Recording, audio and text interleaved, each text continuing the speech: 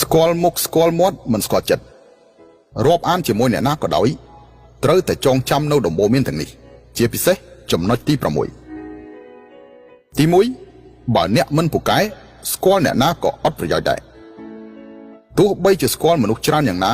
វាគ្រាន់តែជាឈ្មោះក្នុងបញ្ជីរបស់គេតែប៉ុណ្ណោះព្រោះអ្នកគ្មានប្រយោជន៍អ្វីសម្រាប់គេឡើយដាច់ខាតកុំរត់ដេញតាមចាប់សេះអសោះទុកពេលវេលាដេញតាមចាប់សេះនោះមកដាំស្មៅវិញ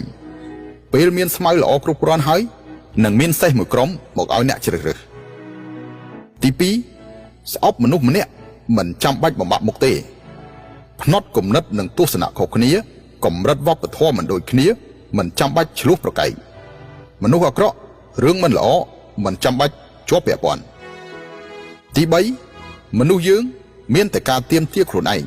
មិនអាចទៀមទាពីអ្នកដទៃនោះទេតាមពិតនៅលើโลกយើងនេះមានតែ3រឿងគត់គឺរឿងខ្លួនឯងរឿងអ្នកដទៃនិងរឿងរបស់ព្រះរឿងរបស់ព្រះគ្រប់គ្រងមិនជាប់រឿងអ្នកដទៃមិនអាចគ្រប់គ្រងបានអញ្ចឹងហើយមានតែគ្រប់គ្រងខ្លួនឯងឲ្យបានល្អទី4រៀនធ្វើជាអ្នកពូកែស្ដាប់មិនដណ្ដើមនិយាយមិននិយាយច្រើនមិននិយាយសម្ដីឥតប្រយោជន៍ការស្ដាប់មិនត្រឹមតែធ្វើឲ្យទំនាក់ទំនងល្អប្រសើរឡើងកាត់បន្ថយការយល់ច្រឡំប៉ុណ្ណោះទេ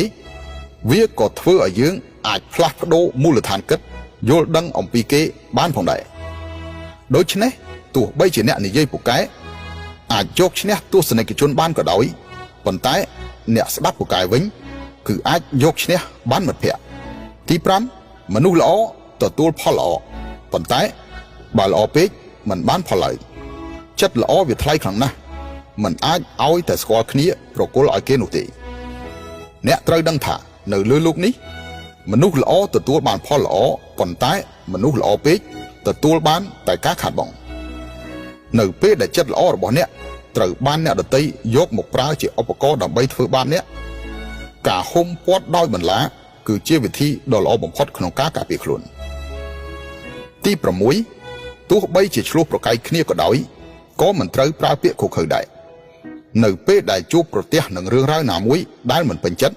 ត្រូវបង្ខំខ្លួនឯងឲ្យឈប់30វិនាទីសិនចាំពេលក្រោយត្រជាក់ចិត្តហើយចាំនិយាយបន្តទៀតទី7កុំប្រញាប់ប្រញាល់ស្រឡាញ់គេពេកហើយក៏កុំស្គាល់អ្នកណាម្នាក់ឆាប់ពេកដែរមនុស្សដែលរាក់ទាក់ស្និទ្ធស្នាលខ្លាំងនៅពេលដែលទើបស្គាល់គ្នាជាទូទៅសុទ្ធតែមានគោលបំណងសំខាន់អ្វីមួយចំពោះយើងមនុស្សដែលចូលមកស្និទ្ធស្នាលដោយប្រើល្បឿនលឿនជាងធម្មតា10ដងជាមួយអ្នកនោះនៅពេលណាមួយនៃអនាគតក៏នឹងអាចចាក់ចេញពីអ្នកដោយល្បឿនលឿនជាងធម្មតា10ដងដែរទី8កុំឲ្យតែស្អីបន្តិចប្រគល់បេះដូងប្រមាត់ឲ្យគេអស់ពីពោះពីពងស្មោះត្រង់ពេកជាមួយមនុស្សវាដូចជាហុចដងកំបិតឲ្យគេមកចាក់ខ្លួនឯងអញ្ចឹងការប្រស្រ័យតាក់ទងជាមួយនឹងគេនិយាយតែ 30% ចំពោះមនុស្សមិនស្គាល់គ្នាហើយនិយាយបានតែ 50% ទេចំពោះមនុស្សស្គាល់គ្នានៅសល់ប៉ុន្មានត្រូវទុកឲ្យខ្លួនឯងទើបមិនងាយនឹងរងរបួសទី9កុំឲ្យតម្លៃខ្លួនឯងខ្ពស់ពេកក្នុងទំនាក់ទំនងជាមួយនរណាម្នាក់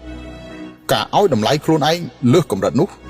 នឹងបង្កើតឲ្យមានការរំពឹងទុកមិនពិតពីអ្នកដទៃឲ្យតែការរំពឹងទុកប្រភេទនេះបរាជ័យ